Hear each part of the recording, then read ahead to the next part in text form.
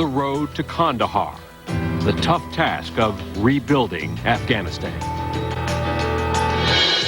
From ABC News.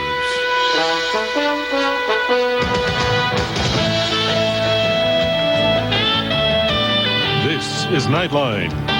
Reporting from Afghanistan, Chris Bury. No other nation has so much riding on one road. The dangerous, nerve-wracking, bone-jarring journey between this capital city and Kandahar, 300 miles to the south, carves a path from Afghanistan's past to its future. Rebuilding the ancient road has become such a symbol of the American commitment to Afghanistan that the presidents of both countries shook hands on a pledge to get the job done. Their deadline, the end of the year.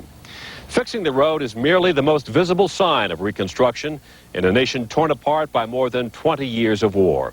While the devastation here is almost impossible to exaggerate, so is the spirit and will of ordinary Afghans eager to get on with their lives.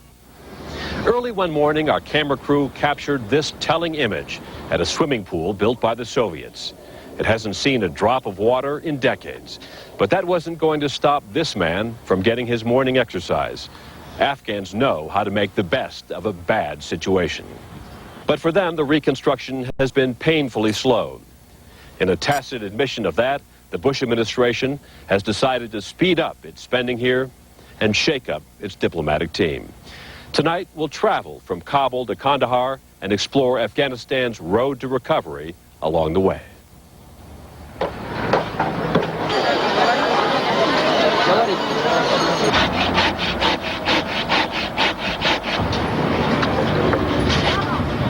If only Afghanistan could measure its progress by the pure energy on display here in Kabul. Nearly 2 years after the Taliban collapsed, the capital city looks like a frontier boom town. It's bustling with Afghans laying new foundations for themselves and their country.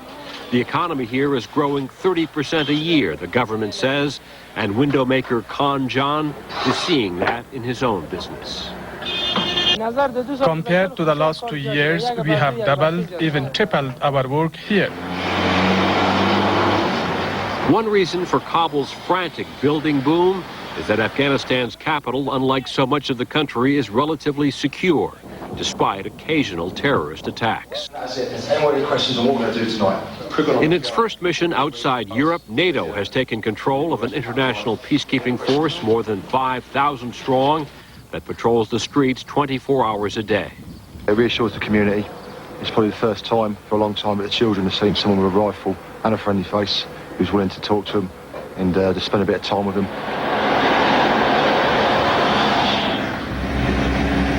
When you leave Kabul on the road to Kandahar, you also leave behind that sense of security. The international peacekeepers are confined to the capital, and that's just one of the reasons it can be a long and treacherous trip. At one time, before the Soviet invasion, the Civil War, and the Taliban takeover, you could make the drive in about 6 hours. Now it takes up to 48 hours, even longer for a truck. But many Afghans cannot afford even a modest vehicle. For 5 days, this man has been leading his camels, loaded down with kindling so he can sell it in a Kabul market. The road is safer now, he says, than it was a few months ago. About 30 miles outside of Kabul, the rough ribbon of asphalt suddenly ends, and the new construction begins. The roads in Afghanistan are really key to linking people together, first of all, socially and culturally. Anthropologist Judy Benjamin sees the road as a way to tie together Afghanistan's ethnic groups and create a sense of nationhood in a place infamous for its regional rivalries. It really signifies that the country is in reconstruction. The country can have a possibility of being developed and being part of the modern world, which is important politically. It's important to show the strength of the government and the strength of the country. The lead contractor had to import virtually everything, not an easy task in this landlocked country that lacked even a single working road grader when the project began.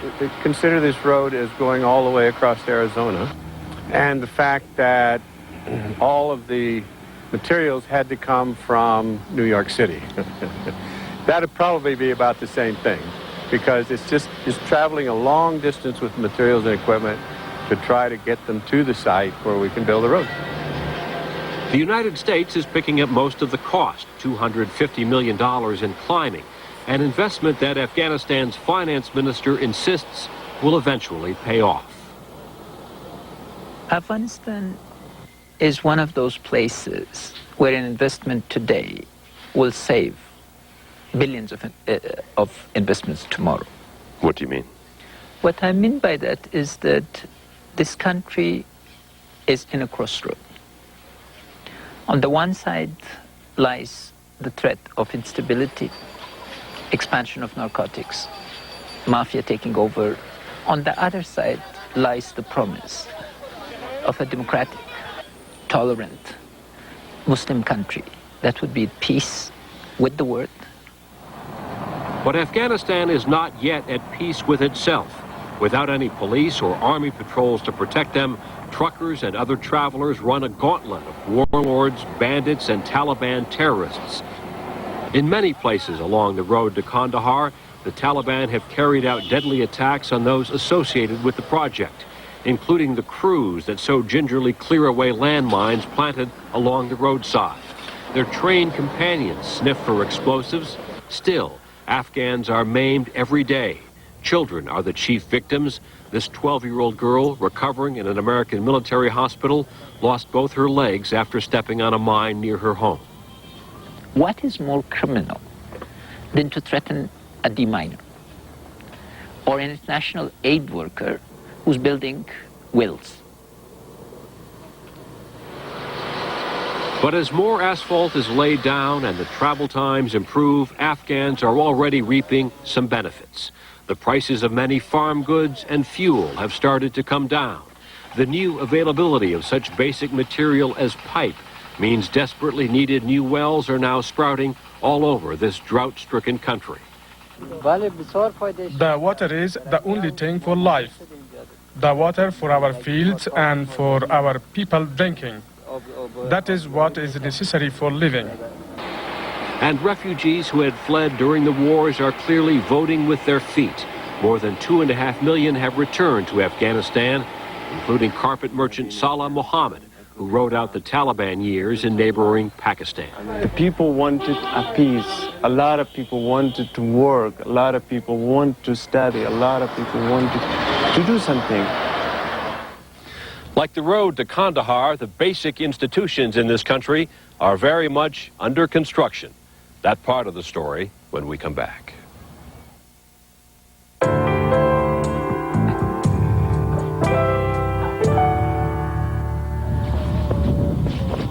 For nearly 1,500 years, the ancient Afghan city of Ghazni has served as a way station on the journey between Kabul and Kandahar.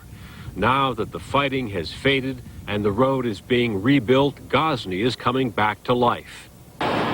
Jamal Bakhari, who sells shoes here, says the shorter travel times mean he will pay less for goods coming in from China, Iran, and Pakistan. Since the street paved, all the goods come in a very short time without taking trouble. But trouble still haunts Ghazni. Last week, the Taliban murdered 4 Afghans working for a Danish aid group just south of here. That has sent shivers up and down the road. At a women's health clinic, this surgeon covered her face for fear the Taliban might target her. Nonetheless, she is optimistic that paving the road will literally save the lives of pregnant women who now risk miscarriage and death along every bone-crushing bump. It is a big problem for pregnant women because they can lose the children and because we don't have many clinics. We really need to rebuild that road. But the road will never be safe until Afghanistan builds a police force, and the first training for that, led by Germany, is just underway. A new national army trained by British and American forces is also being built from the bottom up. But recruiting has been difficult, and only about 7,000 soldiers will be trained by the end of the year. These recruits come in and they honestly feel like they're part of something bigger than themselves. I think they'll tell you that they're really in it to provide Afghanistan, the nation of Afghanistan, a future. They're no different than anyone else. They want schools and food and water and jobs for their kids, and they want a secure and stable environment. And in the wars that have so devastated this country, nothing has been spared. And the second destruction is the destruction of a culture of the people, destruction of a soul of a nation. So, with the help of international aid organizations, the most fundamental institutions are also under repair, from magazines to museums. They have been through the most dark time of the history in the 20 years of the war conflict. And what they need just reconstruction and help them, not only by the buildings, but also help the culture or any kind of thing that give them a little hope for the future. But above all, Afghans want security, and no one knows that better than the truck drivers who make the perilous trip to Kandahar. At night, the people cannot travel because they're scared. A few days ago, trucks were looted by robbers. The demand of the Afghan population has been very clear. We would like the expansion of ISAF. The international force. The international force. Because on that there's a national consensus. Would you be in favor of that? I would be in favor of that. Would that be a better idea than having the American military? It would be a much better idea. Even the three-star general who commands American troops in Afghanistan wants the international peacekeepers to take the lead. It is important that this not be seen by the Afghan people, the American people, or the world as the United States coming in and attempting to occupy Afghanistan. That is not what is happening. So instead of patrolling the countryside, American forces are sending out teams to man reconstruction projects. In the absence of army or police, gun-toting militia, loyal to local warlords, ruled by intimidation. No one appears to be disarming them. Afghanistan's American-backed president, Hamid Karzai, still has fewer soldiers under his command than his defense minister, a warlord in his own right. And the farther you travel from Kabul, the road gets worse and the government's authority grows weaker. Around Kandahar, a religious and conservative region that harbored the Taliban, the slow pace of reconstruction has generated resentment. For 40 years I have worked in construction, but I have not been able to buy a bike. And some people arrived here recently, and now they have Land Cruisers and apartments. I do not know whom to complain to. But even in Kandahar, the market is buzzing with energy, and mile by agonizing mile, the road from Kabul is slowly stitching Afghanistan back together. The contractor in charge is confident it will meet that December deadline in spite of the obstacles, and though this entire nation, like the road itself, is under construction, the Afghan people constitute a powerful force. They want rule of law, they want justice, they want education, they want better life. They want the economy to pick up. They want violence to be removed. We're sick and tired of violence. We're fed up with armed men parading their muscles. We want institutions. We want a government that works and a government that is respectful of ordinary people and their representatives and accountable to them. Like the United States, Afghanistan is holding national elections next year.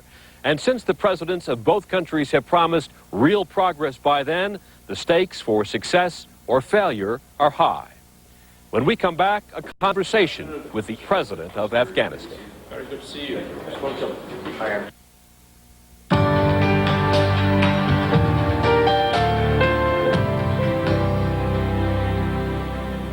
Joining us from the presidential palace in Kabul, the president of Afghanistan, Hamid Karzai.